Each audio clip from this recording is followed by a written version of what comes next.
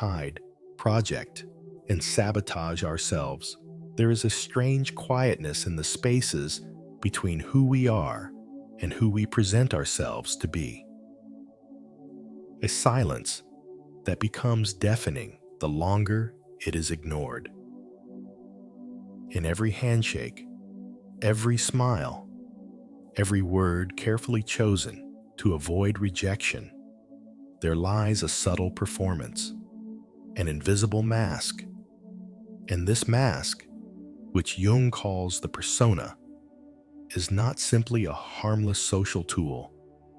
It is both bridge and barrier, a gateway to connection, and a fortress of self-deception. The persona is the face we wear in the theater of society. It is the version of ourselves we curate, polished, agreeable, competent, admired. But the danger begins when this mask is no longer something we wear consciously, but something we begin to believe is us. Think of the doctor who must always appear certain, even when in doubt. The mother who must smile endlessly, even while she quietly breaks. The spiritual teacher who speaks of peace, yet has not made peace with his own rage. They are not lying, but they are slowly forgetting. The persona is necessary without it. Civilization would dissolve into chaos. It is a psychological adaptation, just as clothing is a physical one. We cannot show our entire self in every moment. But when we identify with the persona entirely, when we mistake the mask for the soul, we lose access to something far more essential: our authentic self. This fragmentation does not occur loudly. It occurs quietly. Like water dripping through limestone, it carves itself into the psyche. Over time, the self becomes brittle, unfulfilled, confused. People describe a sense of emptiness they cannot name. They say, "I have everything I should want, so why do I feel so lost?" They feel lost not because they lack purpose, but because they are playing a role that has outlived its script, and the persona, once created to protect, now begins to imprison. It becomes the beautiful lie that separates them from their own truth. Psychologically, this dissonance is exhausting. Neuroscience tells us that cognitive dissonance, the gap between belief and behavior, activates regions of stress in the brain, particularly the anterior cingulate cortex. This is not merely a spiritual crisis, it is a biological one. Living out of alignment with our truth floods the nervous system with chronic tension. The body begins to protest what the mind refuses to admit. Herein lies the crucial insight. The more energy we invest in maintaining the persona, the less vitality is available for genuine growth. We become like an actor who never leaves the stage. Applause becomes our drug. Criticism, a mortal wound. Intimacy feels threatening. Vulnerability feels dangerous. This is not weakness. This is the psyche defending itself, and so many of us become well-adjusted masks. We say the right things. We play the right roles.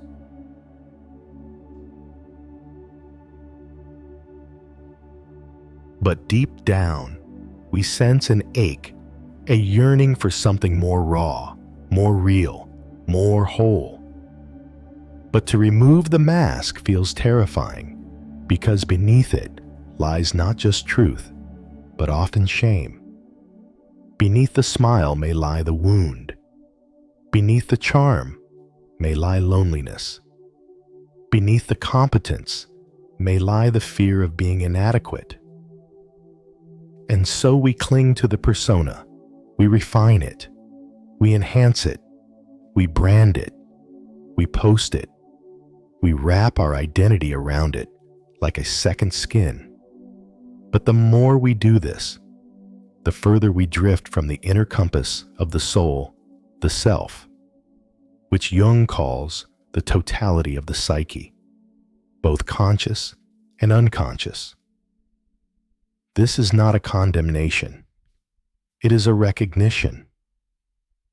Every human being wears a mask. Every culture creates an ideal. Every child learns what will be praised and what will be punished. The persona is not the enemy. It is simply incomplete. It is not evil. It is just insufficient. To live only through the persona is to live in exile, not from others, but from oneself. True healing begins with awareness, with pausing long enough to ask, whose life am I living? Whose voice am I trying to impress? What have I hidden from others and from myself? These are not easy questions. They are not comfortable, but they are essential.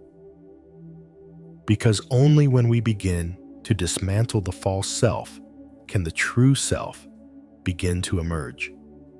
And in that emergence, a different kind of strength arises, not the strength of perfection, but the strength of authenticity. Not the armor of image, but the courage to be seen flawed, unfinished, human. Because the paradox is this: when we stop performing, we begin to transform. The persona does not arrive fully formed. It is sculpted quietly, gradually in the early theater of childhood, in the soft crucible of parental gaze, societal norms, and peer judgment. The child begins to understand, often without words, that some parts of them are welcome and others are not. This shaping is not always abusive. In fact, it often happens in the name of love. When a child cries and is told to be strong, they learn that sadness must be hidden. When they are too loud and told to be good, they understand that expression must be softened. When they are too excited, too angry, too curious, too intense, and those qualities are met with withdrawal, ridicule, or punishment, they do not stop feeling these things. They simply learn to bury them. The psyche is astonishingly adaptive. To be accepted is to survive. And survival always wins. The child intuitive, sensitive, alert begins to disown pieces of themselves in exchange for belonging. They tuck away the wildness, the rage, the sorrow, the desire, the weirdness, and offer in return a version of self that feels more safe, more lovable, more predictable. This is the origin of the mask. It is here, long before we are conscious of it, that the persona begins to form, not as a conscious choice, but as an unconscious pact. I will show you who you want me to be, so that you will not abandon me. We must understand, this is not weakness, it is intelligence. The child does not have the language to speak of shame, or repression, or psychological fragmentation. But the body remembers, the nervous system remembers, and the persona becomes the armor against that memory. As we grow, the mask becomes more intricate. It adapts to school, to religion, to culture. The artist may hide in the mathematician. The philosopher may disguise themselves as the athlete. The sensitive soul may grow into the sarcastic cynic. Each adaptation is a strategy. Keep what's vulnerable hidden. Project what's rewarded. But the pain of this is subtle. It does not cry out immediately. It waits. It waits in the quiet spaces, in the hesitation before speaking your truth, in the awkwardness of being praised for something you don't actually value, in the quiet ache of not recognizing yourself in the mirror of other people's expectations.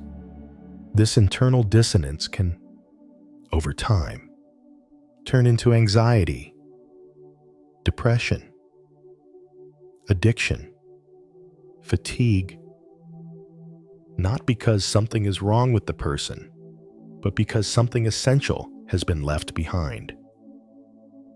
Modern psychology affirms this. Studies in affective neuroscience show that suppressing emotions, especially in early developmental stages, leads to heightened amygdala activity, lowered vagal tone, and long-term stress dysregulation.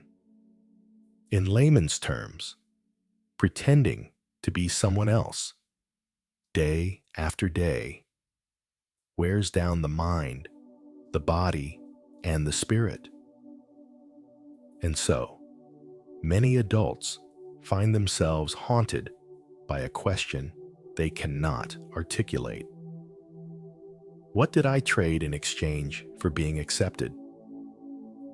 This is not about blaming parents, society, or culture. It is about seeing clearly. Every human being has been conditioned. Every family system teaches lessons spoken and unspoken about what is safe to express. And often, those who raised us were themselves wearing masks they never removed. Trauma replicates. Silence echoes. The deeper tragedy is that, over time, we may not only hide these unacceptable parts, we may forget they ever existed. The original self, vibrant, instinctual, honest, becomes a distant whisper, and when it tries to speak, the persona reacts like an immune system, treating the self as an intruder. This is why reclaiming authenticity is not just a journey of expression. It is an act of remembering.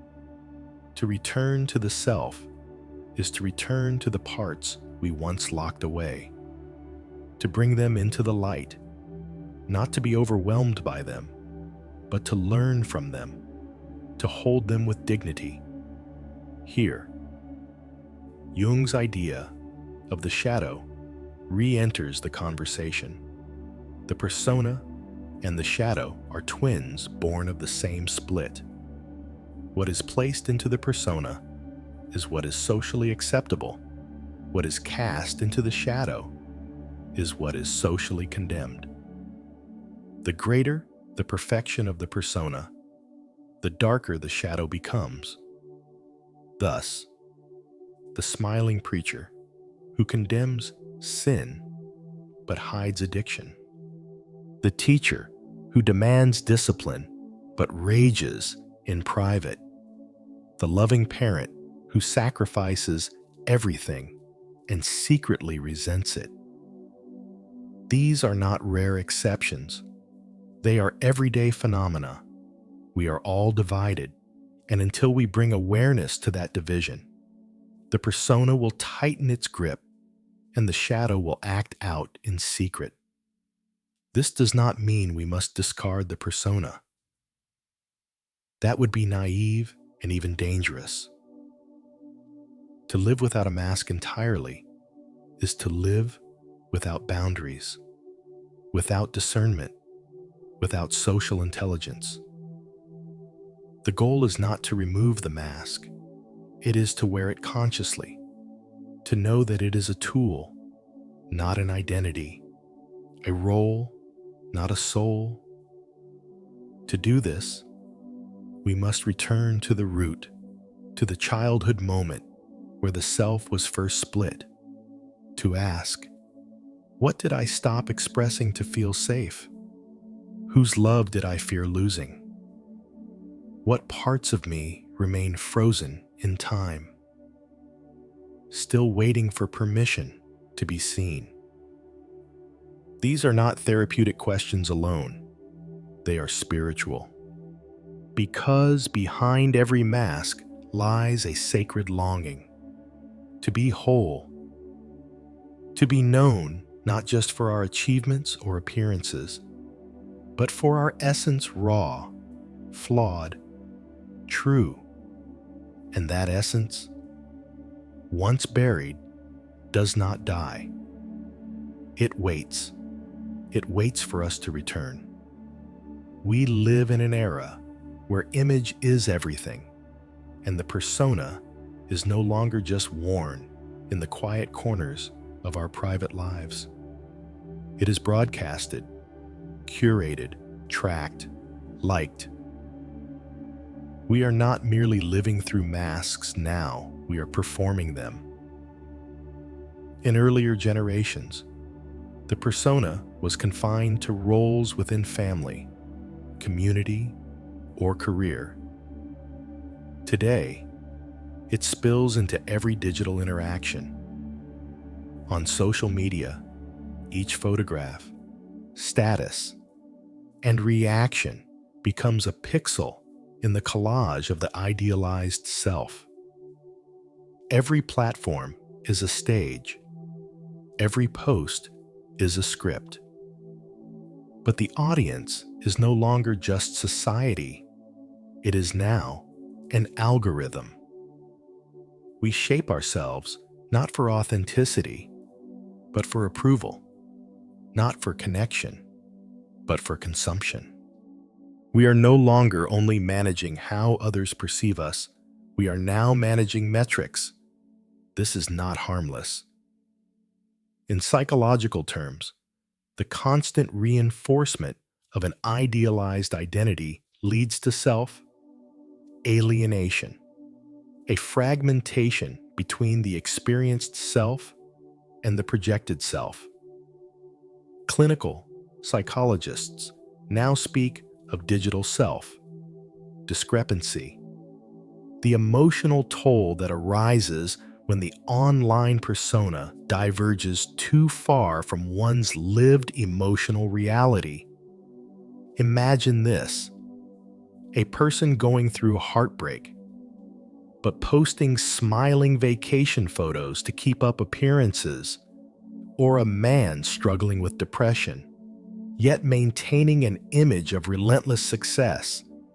Each moment of performance becomes a micro-betrayal, not to others, but to the self, and the psyche, like a sensitive instrument, registers every note out of tune. Neuroscience supports this. Chronic self discrepancy has been linked with increased cortisol levels, the stress hormone, disruptions in dopamine, signaling the reward system, and long-term impacts on memory and self. Image consolidation. In simpler terms, performing too long exhausts the brain, dulls pleasure, and erodes identity. But why do we do it? Because we are afraid. Because we have been taught that to be desirable, we must be flawless, that to be worthy, we must be impressive. The modern cult of hyper-individualism tells us that we are brands, that we must monetize the self, maximize attention, and optimize our image. And yet, something within us resists. Deep down, there is a fatigue that no amount of validation can erase.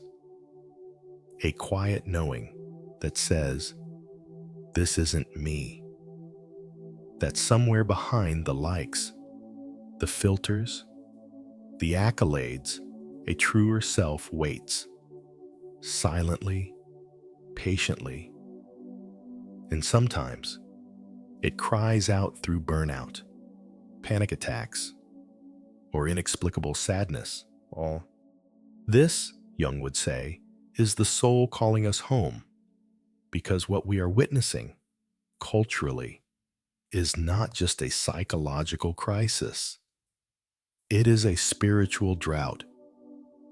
We are starving, not for connection to others, but for connection to ourselves.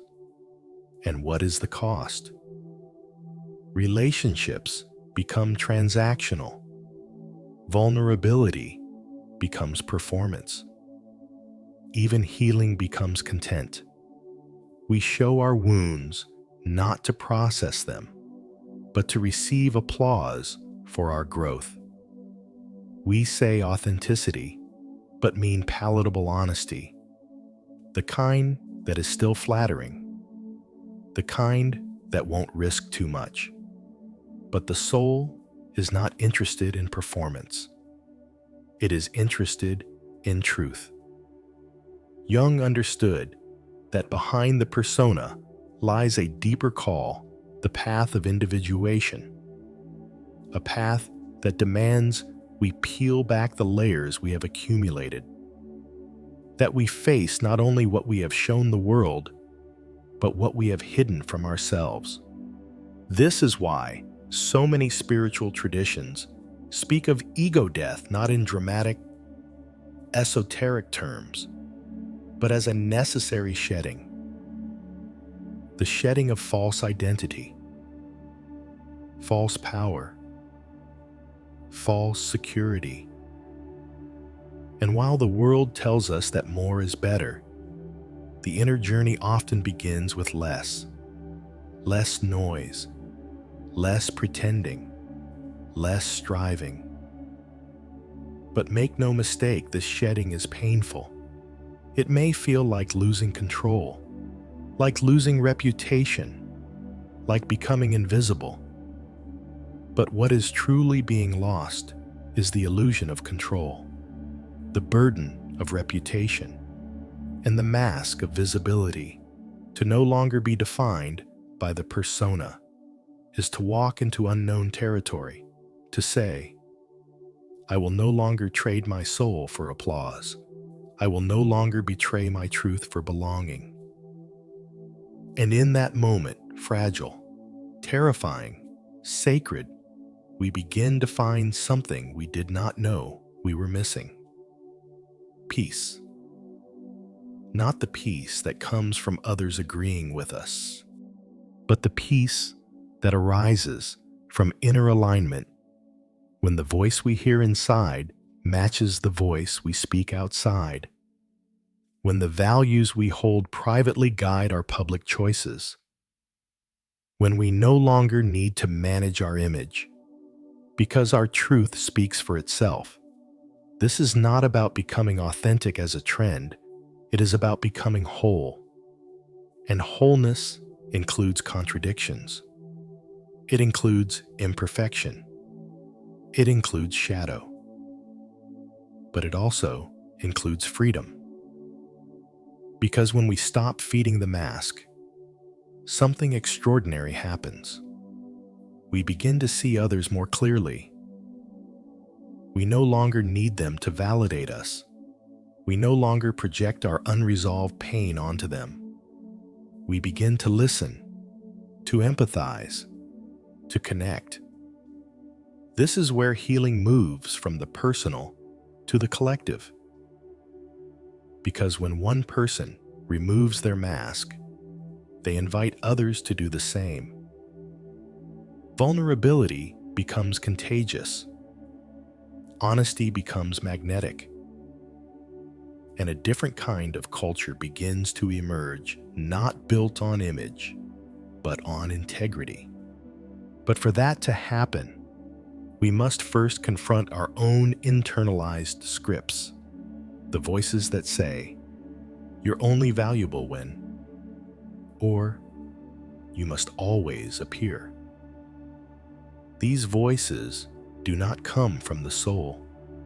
They come from conditioning, and they can be written through deep introspection, therapy, spiritual practice, or honest conversation. We begin to recover the forgotten self. We begin to see not just who we pretend to be, but who we were before we were told who to be. And that self, bruised, buried, brilliant, is still waiting. Until you make the unconscious conscious, it will direct your life, and you will call it fate. Carl Jung. The persona is the mask we show the world, polished, composed, acceptable. But what happens to the parts of ourselves we hide to maintain that illusion? Where do they go? They do not disappear. They descend. They descend into the unconscious, into the place Jung called the shadow. This is the unseen consequence of over-identification with the persona, the equal and opposite reaction of repression. Every trait we deny, every impulse we disown, every truth we silence becomes material for the shadow. The more light we shine on the mask, the darker the shadow grows behind it. And that shadow does not stay quiet. It waits not like a demon lurking in the corner, but more like an orphaned child, crying out in silence. If heard and embraced, it becomes a guide. If ignored, it becomes a saboteur. The trouble is, most of us don't see it coming. We imagine the shadow to be something monstrous, but it often slips through the cracks of everyday life. A sudden outburst during a calm discussion, a jealous thought toward a friend's success, a quiet pleasure in someone else's failure. These are not accidents. They are echoes, signals from a part of us we have denied for too long. Jung emphasized that what we repress does not become harmless, it becomes autonomous.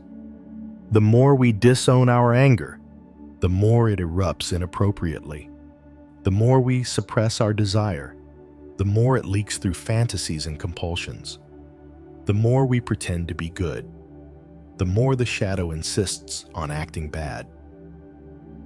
This explains why people so often act against their own intentions, why the perfectionist sabotages their own success, why the pacifist lashes out when under pressure, why the spiritual teacher preaches compassion but abuses power. These contradictions are not moral failures. They are symptoms of fragmentation. The ego is not whole. The self is not integrated. And the shadow, unrecognized, takes the reins psychologically. This is known as projection. We see in others what we refuse to see in ourselves. A person who denies their own selfishness may accuse others of being greedy.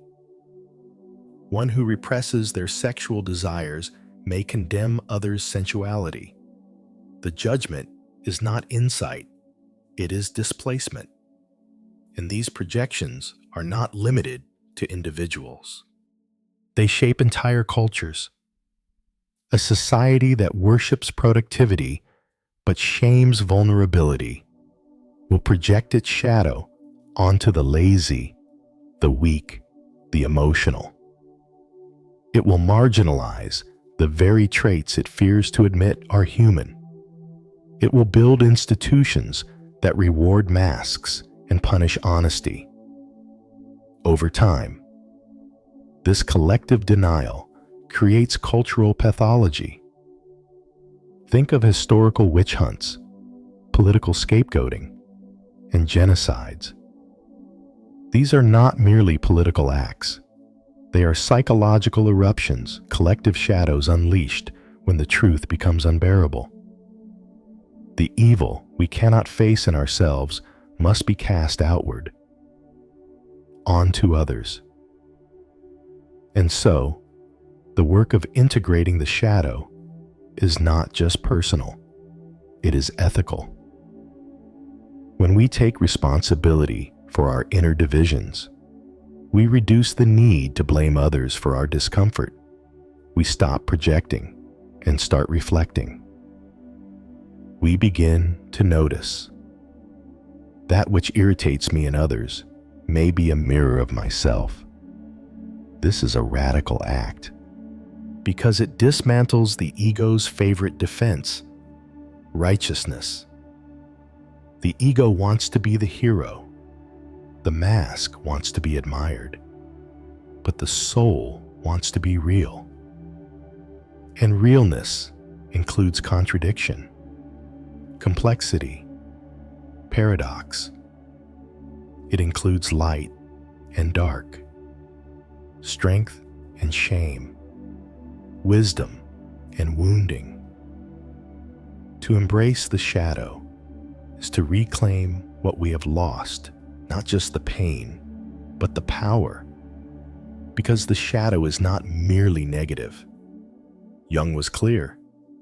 It also contains untapped gifts, creativity, instinct, intuition, assertiveness, all lie hidden beneath the persona's facade. When we integrate these qualities, we gain access to a richer, more spontaneous self. Consider this. A person taught that anger is dangerous may grow up timid, accommodating, unable to set boundaries. But within that suppressed anger may lie the key to courage, the fire to speak truth, to defend what matters, to claim space. By facing the anger, they do not become violent, they become whole. Or take the individual who disowns their sensuality due to cultural conditioning. Their life becomes sterile, emotionally distant. But in reclaiming their sensual nature, they rediscover joy, presence, and aliveness. The shadow does not corrupt them, it completes them. But this process is not easy. It requires shadow work, the ongoing commitment to observe, reflect, and integrate the parts of ourselves we have buried. This is not a one-time event. It is a practice, a discipline of truth. Shadow work involves watching our emotional triggers and asking, what does this say about me? Listening to our dreams, which often reveal the shadow in symbolic form. Writing, meditating, or speaking with radical honesty about our darker impulses. Creating safe spaces, such as therapy or ritual, to explore what we fear in ourselves. And perhaps most importantly, responding to these discoveries with compassion, not judgment, because shame is what built the mask. Only grace can take it off. This is why shadow work is sacred. It is not a self-help trend. It is an initiation, a descent into the underworld of the psyche, not to be consumed by it, but to retrieve what was lost, to bring light into darkness and darkness into light, to become not perfect, but real. As Jung wrote, there is no light without shadow, and no psychic wholeness without imperfection. And this imperfection, once feared, becomes the soil for empathy, humility, and depth. For when we know our own shadow, we no longer fear it in others. We no longer need to punish, or project, or pretend. We can meet people not as masks, but as mirrors, not as enemies, but as reflections of the same shared struggle. This is how healing begins, not just within, but between. Because when we stop running from the shadow, we stop waging war with ourselves. And when we stop waging war with ourselves, the world begins to follow. One does not become enlightened by imagining figures of light, but by making the darkness conscious. Carl Jung, we have traveled through the mask, into the shadow, and through the collective darkness that haunts our shared human story. But where do we go from here? The modern psyche, addicted to goals and solutions, asks, what is the final step? How do we fix this? But the truth is, integration is not a step. It is a path, a lifelong unfolding, not toward perfection, but toward wholeness. Wholeness means no part is left behind. Not the sadness we buried as children. Not the anger we were told to fear. Not the jealousy, the grief, the fear, the longing. Not even the darkness. To be whole is to be in relationship with all that we are, the noble and the flawed, the sacred and the broken, the known and the mysterious. It is to stand in the middle of our contradictions and not flinch. But we live in a culture that worships clarity, simplicity, and success. It trains us to seek final answers, ultimate identities, and neat narratives. Yet the soul does not speak in straight lines. It speaks in paradox, in dreams, in symbol, in silence. And so, the path forward is not upward, it is inward. We begin by noticing when we are performing. When we speak from fear instead of truth. When we default to the persona instead of choosing presence. We learn to pause, to ask, what am I hiding right now? To listen, even when we would rather defend, to stay, even when we want to run. And slowly, the inner self begins to reveal itself, not all at once, not without resistance, but in glimpses, in moments of clarity, in unexpected tenderness, in the quiet courage to be honest. This process is not always graceful. In fact, it often looks like falling apart. Why? Because dismantling the persona, even partially, can feel like a death. The ego, used to control, panics. The shadow, newly visible, feels overwhelming. Relationships may shift. Careers may shake. Our sense of self may unravel. But this is not collapse. It is composting. The false self is decaying to nourish something deeper, something more resilient, something true. In Jungian psychology, this is the process of individuation, the sacred journey of aligning the ego with the self, the deeper totality of our being. It is not about becoming better. It is about becoming real. It is not about eliminating contradiction. It is about embracing it with wisdom. And here's the paradox. The more we embrace our brokenness, the less broken we feel. Because suffering becomes sacred when it is integrated. This doesn't mean we glorify pain. It means we stop running from it. We let it teach us, and pain, when welcomed, becomes portal, not prison. In this process, humility is everything, because we will make mistakes, we will stumble, we will wear the mask again, we will project, we will avoid, we will forget. That's not failure, that's the work. Each moment of forgetting is an opportunity to remember, to breathe, to soften, to return. And with each return, the soul expands.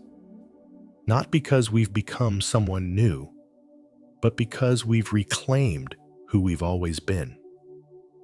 This reclamation ripples outward. When one person does their shadow work, the field around them shifts. Their relationships become more honest. Their community becomes more courageous. Their presence becomes a kind of quiet medicine. This is why the work matters, not just for us, but for the world. Because a society built on personas will collapse under its own falseness. But a society built on authenticity, on inner integration, on emotional maturity that society can evolve. And it begins with the individual. It begins with you, with me, with anyone willing to stop performing and start becoming. To become what? Not a finished product, not a spiritual ideal, but a whole human being capable of joy and grief, tenderness and strength, clarity and confusion, capable of holding their own light and their own shadow without shame. Because once we make peace with what's inside us, the world outside becomes less frightening. We no longer need enemies. We no longer need masks. We no longer need to conquer others to feel safe. And in this space of peace, something ancient awakens, the part of us that remembers we are not separate. That what we do to others, we do to ourselves. That healing is not escape, it is embodiment.